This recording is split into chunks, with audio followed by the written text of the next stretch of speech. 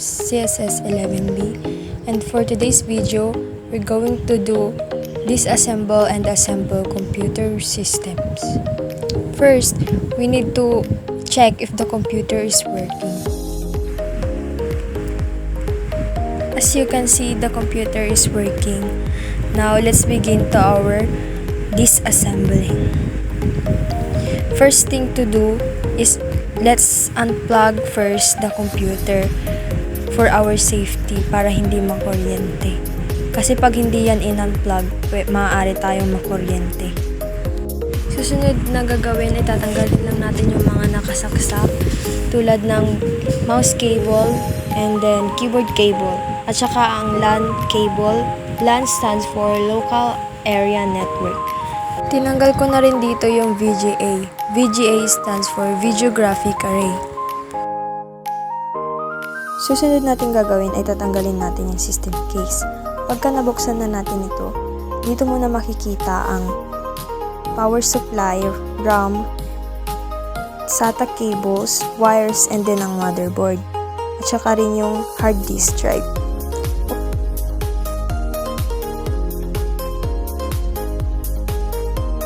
Una kong tinanggal dito ay ang RAM. RAM stands for Random Access Memory. It temporarily stores data that the computer is actively using. Sunod ko na rin tanggalin ay ang SATA cables. SATA cable stands for Serial Advanced Technology Attachment. It used to connect storage devices such as hard disk drives, solid-state drives, and optical drives to the motherboard of a computer. Sinunod ko na rin tinanggal dito ang HDD or hard disk drive. HDD is an internal or external device that stores data like operating systems. Unlike RAM, HDD retain data even when powered off, making them essential for operating systems, applications, and files. Next, tinanggal ko din ang 4 pins ng power supply.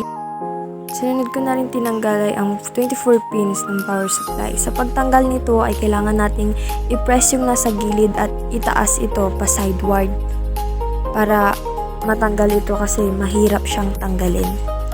Last but not the least, the PSU or Power Supply Unit. It converts high voltage alternating current from a wall outlet into low voltage direct current from computer components. Nagbibigay ito ng power sa ating computer.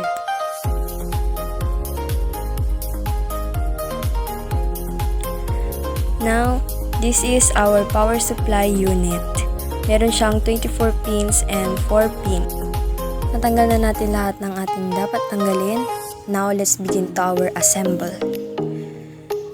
Kung ano ang last na tinanggal, siya din ang unang ibabalik. Kaya ang inuna ko ay ang power supply. Sa pagbabalik ng mga tinanggal natin, kailangan natin magdahan-dahan para hindi natin mahulog kung ano man yung ibabalik natin. Kailangan natatandaan mo kung saan mo sila tinanggal kasi doon mo rin sila ibabalik.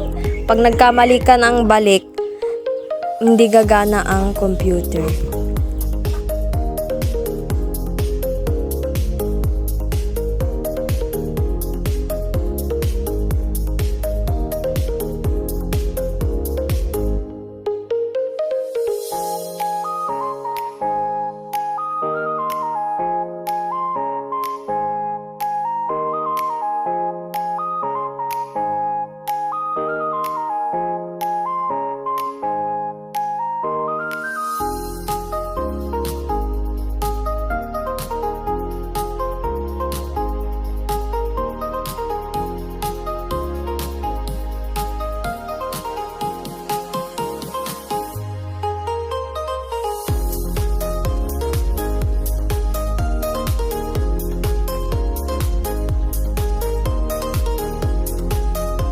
Next na ibabalik ay ang mga pins, 24 pin and then ang 4 pins ng power supply. Sunod ay ang HDD or hard disk drive.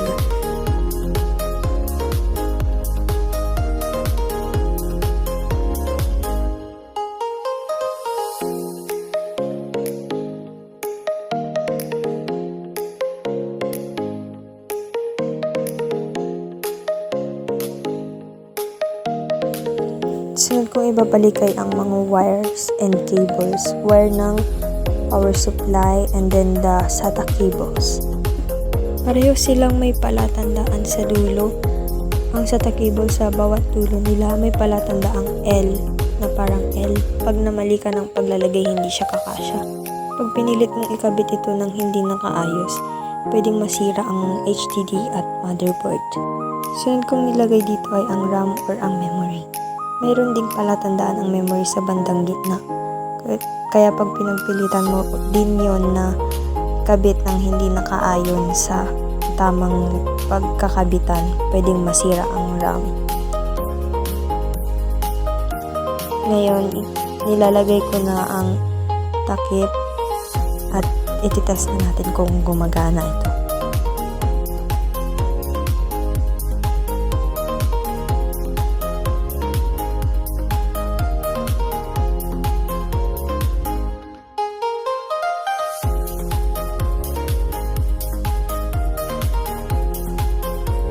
Kabit lang natin yung mga tinanggal natin na cables kanina. Then, isasaksak na natin para matry kung gagana ba ito.